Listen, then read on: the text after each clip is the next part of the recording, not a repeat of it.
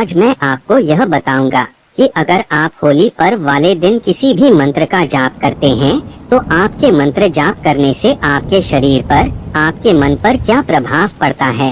और अगर आप यह चाहते हैं कि कोई भी मंत्र सबसे जल्दी सिद्ध हो जाए, अक्सर आपने देखा होगा कि जो साधना करी जाती है, जो अनुष्ठान किया जाता है, वह 40 दिन का होता है, 41 दिन का होता है, या फिर कहीं कहीं पर लंबे समय तक मंत्र साधना करने का विधान भी बताया जाता है।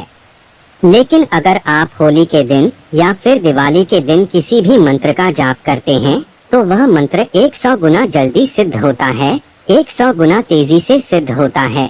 उदाहरण के तौर पर अगर आप माँ दुर्गा का एक मूल मंत्र है जिसको हम नवार्ण मंत्र के नाम से जानते हैं, अगर आप उस मंत्र को सामान्य दिनों में सिद्ध करोगे तो उस मंत्र को सिद्ध होने में महीने, 2 महीने, 6 महीने, 1 साल का समय भी लग सकता है। और जितनी ऊर्जा आपको इतने दिनों तक मंत्र साधना करने पर प्राप्त होती है, उसी मंत्र का जाप अगर आप होली पर्व पर, दीपावली पर, व पर या फिर महाशिवरात्रि के पर्व पर या फिर नवरात्र के समय में जप करते हैं मंत्र का, तो उतनी ही शक्ति आपको एक दिन में प्राप्त हो जाती है। होली की जो रात होती है और दिवाली की जो रात होती है वह इतनी सिद्ध होती है कि जिसके बारे में कुछ भी कहना सूर्य को दीपक दिखाने के समान है। बड़े से बड़ा मंत्र, छोटे से छोटा मंत्र अगर आप होली की रात में करते हैं तो वह मंत्र तुरंत सिद्ध हो जाता है। फिर चाहे वह मंत्र गुरु से प्राप्त किया गया हो या ना किया गया हो, कैसा भी मंत्र हो, कहीं से भी आपको मिला हो, चाहे आप YouTube से मंत्र लेकर के साधना कर रहे हैं या गुरु से लिया गया हो, अगर आप होली पर और दिवाली पर जपते हैं तो वह मंत्र अपना प्रभाव 100% नहीं 200% दिखाता ही दिखाता है। लेकिन इन सभी चीजों में कुछ मंत्र इतने खतरनाक होते हैं और वह गलत शक्तियों के मंत्रों का जाप कर बैठते हैं, क्योंकि होली की रात, दिवाली की रात सिद्ध रात्रि होती है और ऐसे में जब गलत मंत्र का जाप किया जाता है तो वह मंत्र तुरंत अपना प्रभाव दिखा देते हैं और वो नेगेटिव शक्तियाँ, वो तामसी शक्तियाँ आपका अहित कर देती है। विशेष करके अगर मैं आपको बताऊं कि भूतों का, प्रेतों का, जिन्नों का, चुड़ैलों का, अक्सर आपने देखा होगा कि कुछ ऐसे लोग चुड़ैल साधनाएं कर रहे हैं, दूसरे को दे रहे हैं, जिनको करने के बाद में आपको वह बताती हैं यह सब कुछ नहीं करना। अगर आप बिना किसी गुरु के या बिना माहिर तांत्रिक के यह सारी क्रियाएं करते हैं तो आपको नुकसान पहुंच सकता है। इसलिए प्रेतों की, पिशाचों की ऐसी साधनाएं करने से बचें। और अगर आप करना चाहते हैं, अगर आप इंटरेस्टेड हैं, तो किसी अच्छे गुरु की देखरेख में करें, किसी अच्छे तांत्रिक की देखरेख में करें, क्योंकि ऐसी साधनाएं तांत्रिकों के द्वारा ही सिद्ध की जाती हैं।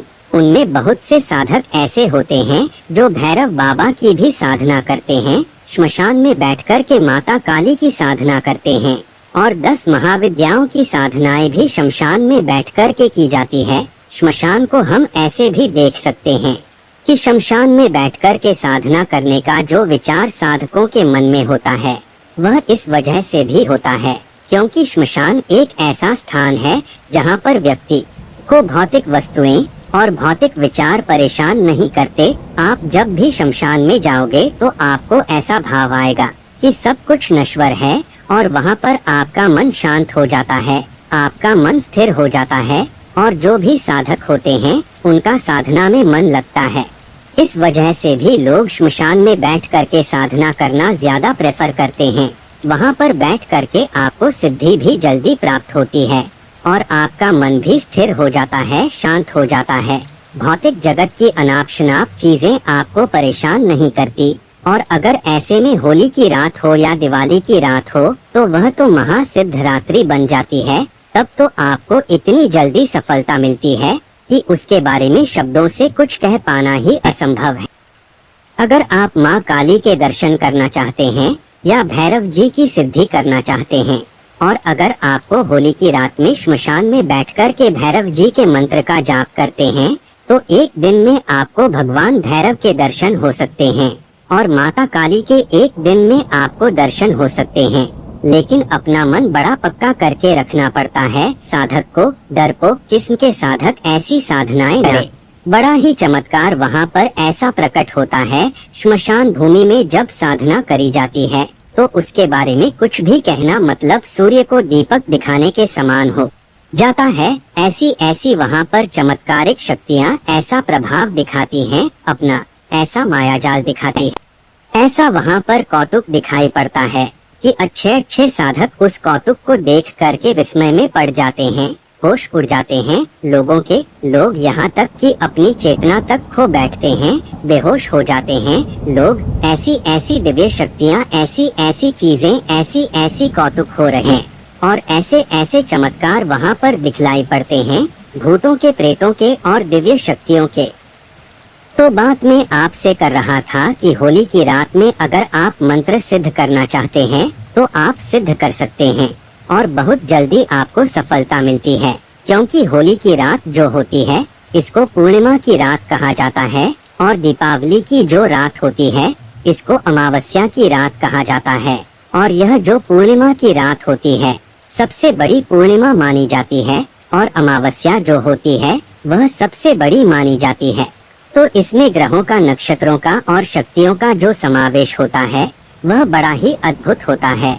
और ऐसे में जब आप किसी मंत्र का जाप करने के लिए बैठते हैं तो देवी देवता तुरंत जागृत हो जाते हैं और तुरंत आपको सिद्धि प्रदान कर देते हैं। अगर आप शाबर मंत्रों का विशेष रूप से जाप करते हैं तो आपको बहुत जल्दी सफलता मिलती है, तुरंत सिद्ध हो जाते हैं आपके शाबर मंत्र। 108 बार जाप करने पर ही सिद्ध हो जाते हैं।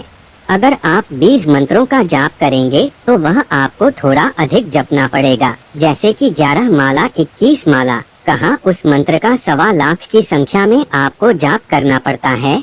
और अगर आप होली की रात में करते हैं तो वह मंत्र आपका 11,000, 21,000 में ही सिद्ध हो जाता है। नवाण मंत्र जिसका 1.25 लाख जाप आप करोगे सामान्य दिनों में, लेकिन अगर आपको होली की रात में करते हो तो थोड़ा बहुत जाप करने पर ही आपका यह मंत्र सिद्ध हो जाता है।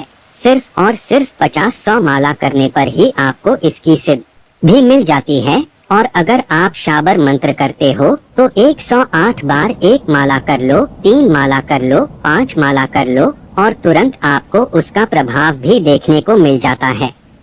उम्मीद है आपको यह जानकारी अच्छी लगी होगी। आप चाहें तो राम नाम का जाप करें या हनुमान जी के मंत्र का जाप करें या कोई भी अन्य किसी देवी देवताओं के मंत्र का जाप करें, आपको होली की रात्रि में जाप करने का विशेष फल मिलेगा।